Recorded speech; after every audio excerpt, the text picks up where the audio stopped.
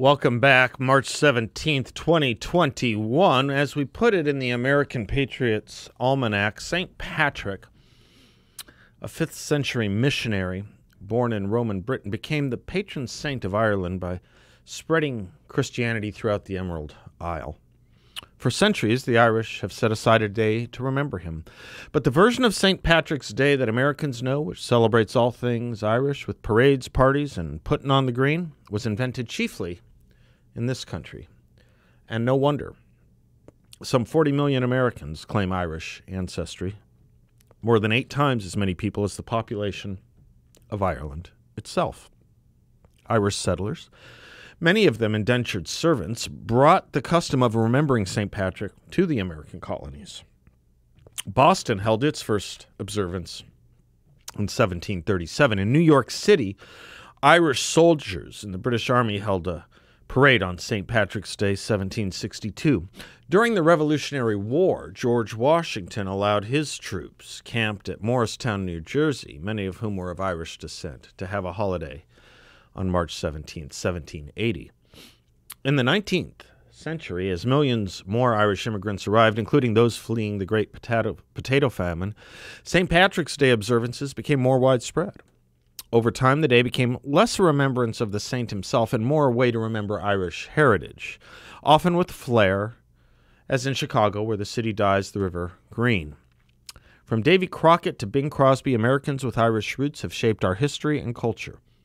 By some estimates, 1/3 to 1/2 of American troops in the Revolutionary War were of Irish descent, as were 9 of the 56 signers of the Declaration of Independence. As many as 19 presidents, including Andrew Jackson, John Kennedy, and Ronald Reagan, have Irish ancestry.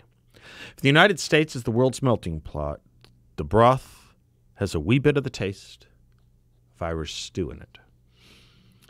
Speaking of celebrating things American and in America, John Hinderocker writes, "My family likes to go to South Dakota for the 4th of July because that state's fireworks laws are, to put it mildly, liberal. In my hometown, there is a fireworks emporium, a warehouse, essentially, where you push a shopping cart between the aisles, and for $150 or so, you can buy a reloadable mortar and a lot of shells that burst overhead so you can put on a display more or less like what a town might do. In South Dakota, as elsewhere, fireworks are a symbol of both freedom and patriotism, which is why liberals hate them. Fox News reports that the Biden administration is trying to block any fireworks display at Mount Rushmore next July 4th. Quote, the National Park Service denied a request from South Dakota for fireworks over Mount Rushmore on the 4th of July this year, after former President Trump's celebration at the park last Independence Day. The National Park Service Regional Director, Herbert Frost, wrote to South Dakota's tourism office, quote, potential risks to the park itself and to the health and safety of employees and visitors associated with the fireworks demonstration continue to be a concern and are still being evaluated as a result of the 2020 event, close quote. In addition, the park's many tribal partners expressed opposition to the fireworks at the memorial. First, there was nothing about last year's fireworks display that justifies the Park Service's claims. They are just making that part up. Second, the idea that the health and safety of employees and visitors are somehow endangered by fireworks of the sort the state would put on is ridiculous. Yes, you can blow off a finger with a firework, probably an illegal one if you are unusually careless, but that isn't what this state has in mind. The reference to the park's many tribal partners is more revealing. The Biden administration hates displays of patriotism and wants to suppress them. But most Native Americans are, in fact, very patriotic. It's a little-known fact in some circles, but Indians have historically had above-average rates of military service, and powwows generally include a prominent display of the American flag. But the politicized leaders of the Indian community are another story. They are the ones to whom the Biden administration turns to support. Will Independence Day go by without a celebration at Mount Rushmore? Not if South Dakota's leaders, actual leaders, as opposed to the slow Joe variety, can help it. South Dakota Governor Kristi Noem has promised to fight back. Ian Fury, Noem's spokesperson, vowed to the Hill newspaper that the governor is, quote, going to do everything in her ability to ensure that we can celebrate America's birthday with fireworks at Mount Rushmore, close quote. My guess is that the people of South Dakota will prevail. But this small conflict provides a window into the anti-Americanism of the radical leftists who run what is laughingly referred to as the Biden administration. Now, keep in mind, it was only a week ago that Joe Biden was telling Americans what they could and could not do, and if they could do it on the 4th of July this year. He said, quote, "If we do all this," talking about mediation measures, "if we do our part, if we do this together, by the July 4th, there's a good chance you, your families and friends will be able to get together in your backyard or in your neighborhood and have a cookout and a barbecue and celebrate Independence Day. There's a good chance. That doesn't mean large events," he continued, "with lots of people, but it does mean small groups will be able to get together." Close quote. Thank you, Joe. Thank you, Uncle Joe. Fear the virus enough, and the government may give you permission to celebrate the founding of our country, which was based on not taking paternalistic lectures from a government. Used to be there was a war on Christmas. It's beginning to look like there's a war against or on Independence Day. Why wouldn't there be? Institutions from the New York Times to government-administered Smithsonian institutes have taken the past 2 years to denigrate and degrade our founding, our Declaration of Independence, as a fraud. What are they afraid of? The truth? Self-evident truths, to be exact? Proud and unafraid Americans who think there's something to celebrate on the 4th of July? You've heard me worry about our 4th of July celebration coming up in 5 years, in 2026, celebrating the 250th anniversary of America. Perhaps it's already starting. I've been worried about the decayed and degraded state of our patriotism that is fast running further toward entropy, as in the second law of thermodynamics. Maybe it's the first law of the American left. I think of what Saul Alinsky wrote in the opening of his Rules for Radicals, quote, "What follows is for those who want to change the world from what it is to what they believe it should be. The Prince was written by Machiavelli for the haves and how to hold power. Rules for Radicals is written for the have-nots on how to take it away." Close quote. Of course, this was a precursion of sorts that turned out to be wrong. The have-nots are today quite different from what Alinsky imagined back in the early 1970s. Today, the haves are all on the left. They run our schools, our universities, most of our foundations, our media, our entertainment, our corporations, and our professional athletics. Increasingly, too, the military, or at least its leadership. Who are the have-nots? Still, of course, those in the lower socioeconomic classes, of course, and there will always be some of that.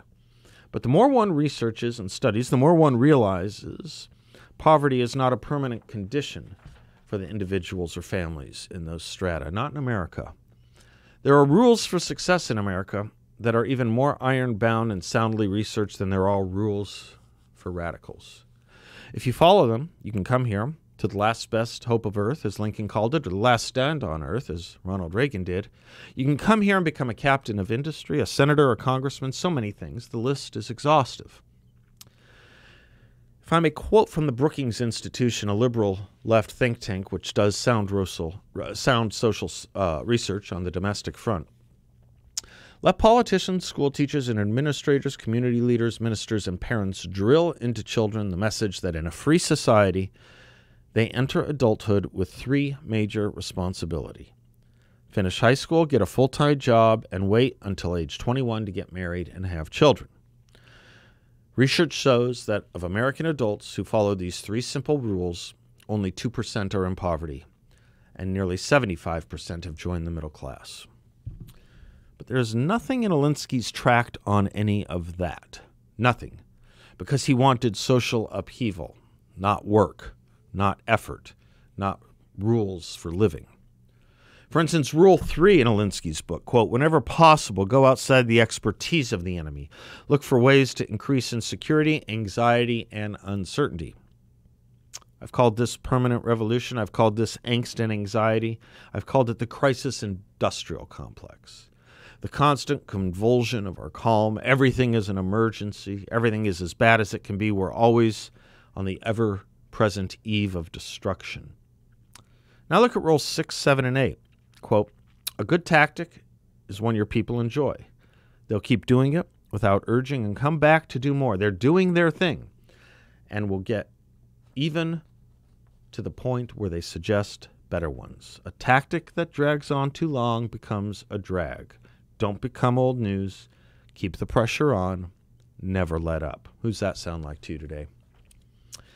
I give you the modern-day crisis industrial complex, aided and abetted by looting and rioting in the name of race, and an alternation between that being the crisis or the coronavirus.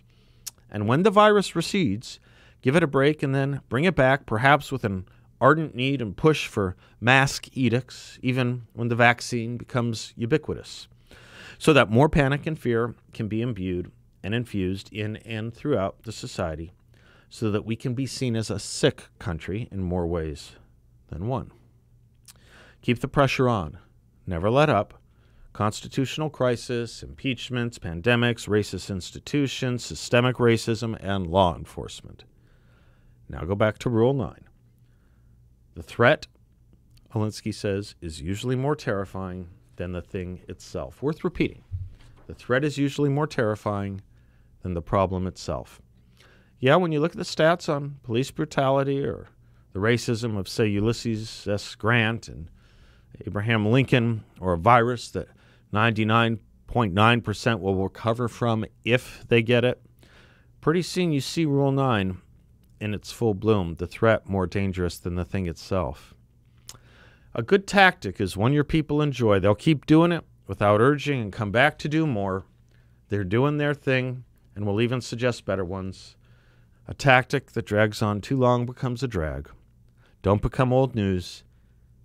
Keep the pressure on. Never let up. Thus speaketh Alinsky. And America listeth. I'm Seth. We'll be right back.